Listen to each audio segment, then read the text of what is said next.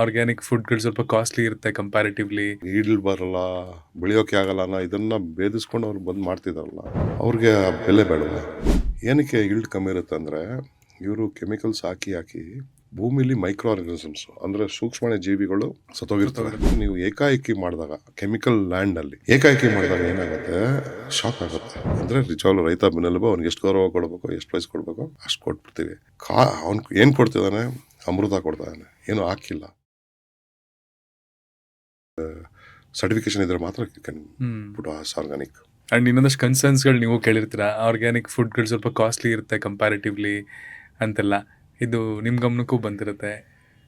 ಅಲ್ಲ, ಫುಡ್ಡು ನಿಮಗೆ ಕ್ವಾಲಿಟಿ ಬೇಕು ಅಂದರೆ ಎಕ್ಸ್ಪೆನ್ಸಿವ್ ಇರುತ್ತೆ, ಆಯಿತಾ? ನಾವು ರಾಜಮಡಿ ಭತ್ತಕ್ಕೆ, ಅಕ್ಕಿಗೆ ಹೋದ ವರ್ಷ ರೈತನಿಗೆ 95 ರೂಪಾಯಿ ಕೊಟ್ರಿ ಅಕ್ಕಿಗೆ.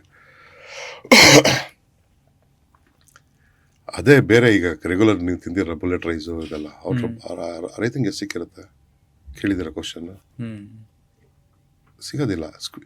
ನಿಮಗೆ ಆ ಅಕ್ಕಿ ಸಿಗುತ್ತಲ್ಲ, ಅದು ಯಾರ್ದೋ ಇದನ್ನ ಸ್ಕ್ವೀಸ್ ಮಾಡಿ, ಯಾರನ್ನ ಸ್ಕ್ವೀಸ್ ಮಾಡ್ತಾರೆ ಎಲ್ಲ ಈ ವ್ಯಾಲ್ಯೂ ಚೈನಲ್ಲಿ. ರೈತ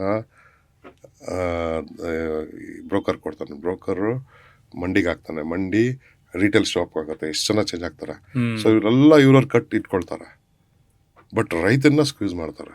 ರೈತನಿಗೆ ಪೆರಿಷಬಲ್ ಅಲ್ವಾ, ಸ್ಕ್ವೀಸ್ ಮಾಡ್ತಾರೆ. ಅವ್ನ ಕಷ್ಟ ಇರುತ್ತೆ, ನೀಡ್ಸ್ ಇರುತ್ತೆ, ಅವ್ನು ಸ್ಕ್ವೀಸ್ ಮಾಡಿಬಿಟ್ಟು ನಿಮಗೆ ಕಮ್ಮಿ ರೇಟಲ್ಲಿ ಕೊಡ್ತಾರೆ. ನಾವು ಇದರಲ್ಲಿಲ್ಲ. ನಾವು ರೈತ ಬೆನ್ನೆಲುಬು ಅಂದರೆ ನಿಜವಾಗ್ಲೂ ರೈತ ಬೆನ್ನೆಲುಬು, ಅವ್ನಿಗೆ ಎಷ್ಟು ಗೌರವ ಕೊಡಬೇಕು, ಎಷ್ಟು ಪ್ರೈಸ್ ಕೊಡಬೇಕು ಅಷ್ಟು ಕೊಟ್ಬಿಡ್ತೀವಿ. ಅವ್ನು ಏನು ಕೊಡ್ತಿದ್ದಾನೆ? ಅಮೃತ ಕೊಡ್ತಾನೆ, ಏನು ಹಾಕಿಲ್ಲ. ಫಸ್ಟು ಫ್ಯೂ ಇಯರ್ಸ್ ಈಲ್ಡ್ ಕಮ್ಮಿ ಇರುತ್ತೆ, ಅದನ್ನೆಲ್ಲ ಆಮೇಲೆ ಸಮಾಜ ಅವನ್ನ ಬೇರೆ ರೀತಿ ನೋಡುತ್ತೆ.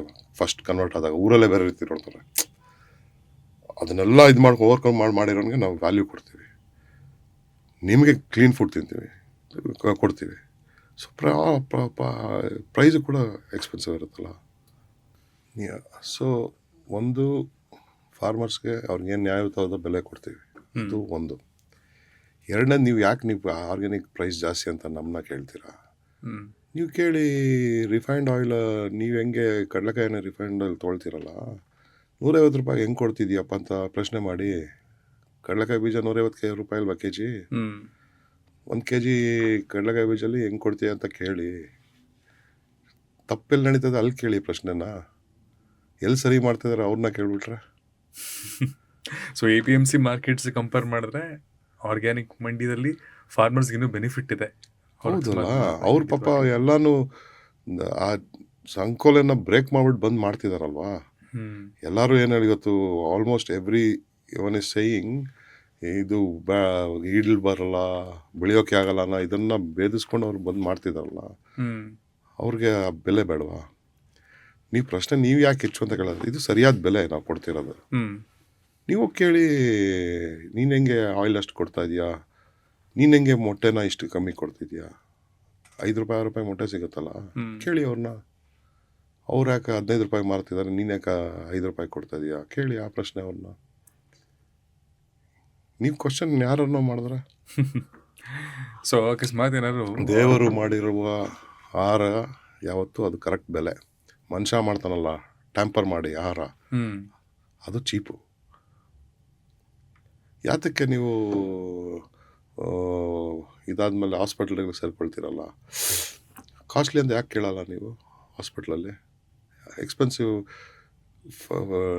ಮೆಡಿಕಲ್ ಶಾಪ್ಗೆ ಹೋಗ್ತೀರಾ, ಟ್ಯಾಬ್ಲೆಟ್ಸ್ ತೊಗೊಳ್ತೀರಾ, ಇದು ಯಾಕೆ ಕಾಸ್ಟ್ಲಿ ಅಂತ? ಇದು same thing, it's A medicine. It's A medicine. ಈ ಮೆಡಿಸನ್ ತೊಗೊಂಡ್ರೆ ಆ ಮೆಡಿಸನ್ ತೊಗೊಳಂಗಿಲ್ಲ, ಹಾಸ್ಪಿಟ್ಲಿಗೆ ಹೋಗಂಗಿಲ್ಲ. ವ್ಯಾಲ್ಯೂ ಇದೆ ಇದಕ್ಕೆ. ಈಗ ಆಮೇಲೆ ಇದು ಬೆಳಿಗ್ಗೆ ಪರಿಶ್ರಮ ಕೊಡ್ತಲ್ಲ, ಅವ್ರಿಗೂ ವ್ಯಾಲ್ಯೂ ಕೊಡ್ತೀವಿ. ದಟ್ ಈಸ್ ಸೊ ಕ್ವಶನ್ ಕೇಳೋದನ್ನ ನೀವು ಚೇಂಜ್ ಮಾಡ್ಕೋಬೇಕು. ಸೊ ಕೆಮಿಕಲ್ ಫರ್ಟಿಲೈಸರ್ಸ್ನ ಯೂಸ್ ಮಾಡೋದಕ್ಕೂ ಆರ್ಗ್ಯಾನಿಕ್ ಆಗಿ ಬೆಳೆಯೋದಕ್ಕೂ ಗ್ರೋತ್ ರೇಟ್ ಡಿಫ್ರೆನ್ಸ್ ಇದೆಯಾ? ಸ್ಟಾರ್ಟಿಂಗಲ್ಲಿ ಈಲ್ಡ್ ಕಮ್ಮಿ ಇರುತ್ತೆ. ಏನಕ್ಕೆ ಈಲ್ಡ್ ಕಮ್ಮಿ ಇರುತ್ತೆ ಅಂದರೆ, ಇವರು ಕೆಮಿಕಲ್ಸ್ ಹಾಕಿ ಭೂಮಿಲಿ ಮೈಕ್ರೋ ಆರ್ಗನಿಸಮ್ಸ್ ಅಂದರೆ ಸೂಕ್ಷ್ಮ ಜೀವಿಗಳು ಸತ್ತೋಗಿರ್ತವೆ. ಸೊ ಸೂಕ್ಷ್ಮ ಜೀವಿಗಳು ಏನು, ಅದು ಪ್ಲಾಂಟ್ಸ್ಗೆ ನ್ಯೂಟ್ರಿಷನ್ ಪ್ರಿಪೇರ್ ಮಾಡಿಕೊಡ್ತವೆ. ಸೊ ಅದು ಇರೋದಿಲ್ಲ. ಸೊ ಏನಾಗುತ್ತೆ ಅಂದರೆ ನೀವು ಏಕಾಏಕಿ ಮಾಡಿದಾಗ ಕೆಮಿಕಲ್ ಲ್ಯಾಂಡಲ್ಲಿ ಏನು ಬೆಳೆದಿರೋ ಲ್ಯಾಂಡಲ್ಲಿ ಮಾಡ್ಬೋದು, ಈಲ್ಡ್ ಬರುತ್ತೆ. ಏಕಾಏಕಿ ಮಾಡಿದಾಗ ಏನಾಗುತ್ತೆ, ಶಾಕ್ ಆಗುತ್ತೆ.